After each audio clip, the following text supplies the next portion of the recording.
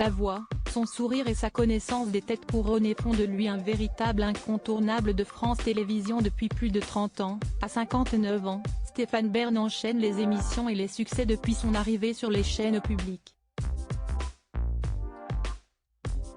Passionné d'histoire et de patrimoine, le présentateur s'attelle à faire découvrir les lieux et les monuments qui le passionnent, mais pas seulement.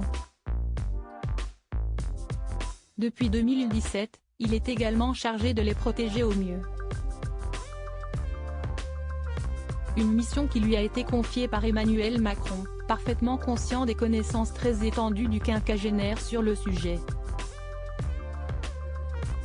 Il faut dire que s'il est incontournable à la télévision, Stéphane Bern a su également se rendre indispensable auprès des politiques, notamment en ce qui concerne le protocole. Interrogé sur le sujet par nos confrères du Monde qui l'ont rejoint chez lui, dans sa magnifique demeure à la campagne, le présentateur a livré quelques confidences.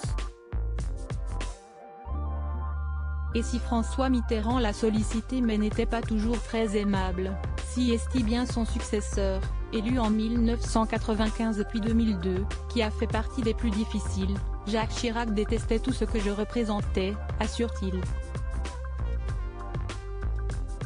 Des confidences déjà faites en 2015 dans le magazine VSD, Chirac, il ne m'a jamais calculé, avait-il révélé. J'avais un pantalon et tout ce qui ne portait pas jupon l'intéressait peu. Tout ce que je représentais l'indifférait, au contraire de son épouse.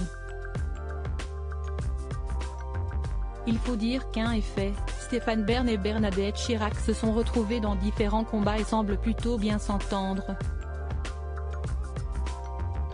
Les gens disent que je suis l'ami de Macron mais non, heureusement pour lui, les relations ont été bien meilleures avec les suivants. Ami avec Carla Bruni et parti en vacances avec le couple Sarkozy il y a quelques années, il avait confié que François Hollande avait toujours été d'une grande courtoisie à son égard.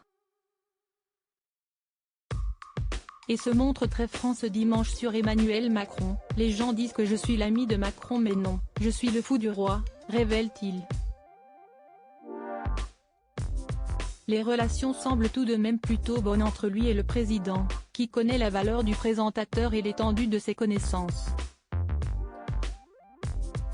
Une bonne entente qui n'est pas commune à toutes les personnalités qui ont émaillé le quinquennat du mari de Brigitte Macron, très en colère après les déclarations de Roselyne Bachelot qui avait expliqué que la culture n'était pas essentielle. Il s'était battu pour que les sites du patrimoine rouvrent après la pandémie et n'arrivent toujours pas, aujourd'hui, à oublier leurs différends. Elle déteste le patrimoine, confie-t-il. Et pour lui, si est un vilain défaut.